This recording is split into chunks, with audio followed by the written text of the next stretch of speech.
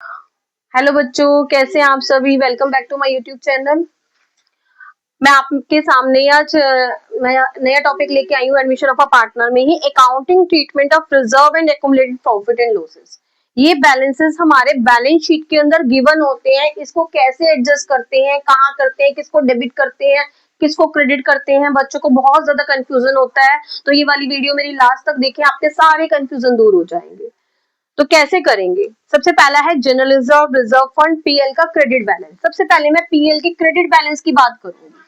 जो पीएल का credit balance होता है, क्रेडिट मींस हमारी ये बैलेंस शीट बनी हुई है, ये लायबिलिटीज है, अमाउंट, एसेट्स, अमाउंट।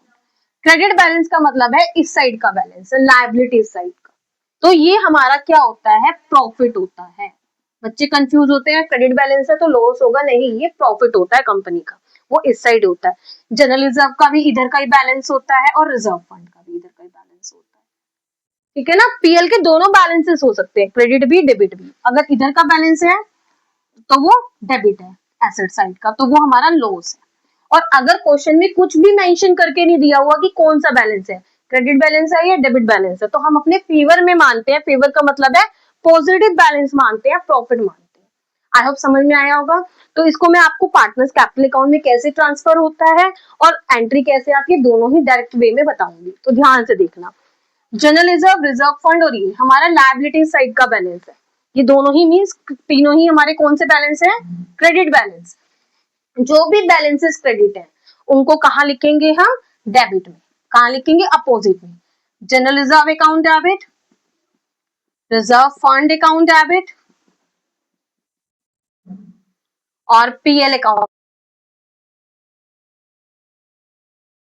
पार्टनर्स हैं। तो ओल्ड पार्टनर सब किस में डिस्ट्रीब्यूट होता है, ओल्ड में। नए वाले का कोई मतलब नहीं है, क्योंकि वो नया आ रहा है। अभी एक नया जो प्रॉफिट लॉस वगैरह डिस्ट्रीब्यूट होगा, नई बैलेंस शीट बनेगी, उसमें उसका मतलब होगा। तो ये सब कुछ ओल्ड पार्टनर्स में किस रेशियो में डिस्ट्रीब्यूट होगा, ओल्ड रेशियो में, to A's capital to B's capital. इसकी जनरल एंट्री में डायरेक्ट क्वेश्चन एग्जाम में क्वेश्चन आता है एमसीक्यू के। तो अगर सपोज ये 10,000 का बैलेंस है, ये 20,000 का बैलेंस है, ये 30,000 का बैलेंस है, इन सबको 60,000 हो गया। 60,000 को यहाँ पे डिस्ट्रीब्यूट कर देंगे हम ओल्ड रेशियो में। आई होप समझ में आया होगा। और इसको अगर हमें पार्टनर्स कैपिटल अकाउंट में डालना पड़े, जैसे हम आगे बनाएंगे, बड़ा क्वेश्चन करेंगे 6 मार्क्स का, तो उसमें करेंगे। उसमें कैसे करेंगे, हमारा ये पार्टनर्स कैपिटल अकाउंट है, देखो इधर का बैलेंस है ना, तो अपोजिट साइड में डाल देंगे, by PL, by general reserve, by reserve fund. A और बी, सी, तीन पार्टनर्स हैं, सी नया आया है, तो ए और बी में सब कुछ डल जाएगा, डिस्ट्रीब्यूट हो जाएगा। जैसे 10,000 है, 10,000 इक्वली पार्टनर्स है, 5,000 5,000 डल जाएगा। ये 20,000 है तो 10,000 10,000। सी का कोई मतलब नहीं है इन बैलेंसेस से, डायरेक्टली ऐसे डलेगा। उसके बाद आता है हमारा ये नेक्स्ट टॉपिक, पीएल का डेबिट बैलेंस दिया हुआ है, एडवर्टाइजमेंट सस्पेंस दिया हुआ है, डिफर्ड। ये हमारा जो बैलेंस शीट होती है, ये बैलेंस शीट में हमारे इधर के बैलेंस होते हैं, पीएल, एडवर्टाइजमेंट सस्पेंस और डिफर्ड रिवेन्यू एक्सपेंडिचर। ये हमारे कौन सी साइड के बैलेंस है, डेबिट साइड में। तो हम क्या करेंगे, जो डेबिट साइड का बैलेंस है उसे कहाँ लिखेंगे, जब हम जनरल एंट्री करेंगे क्रेडिट में लिखेंगे, वो क्रेडिट में लिखेंगे और ऊपर क्या आएगा, पार्टनर्स का नाम। A is capital account debit, B is capital account debit, to PL, to advertisement suspense, to deferred revenue expenditure.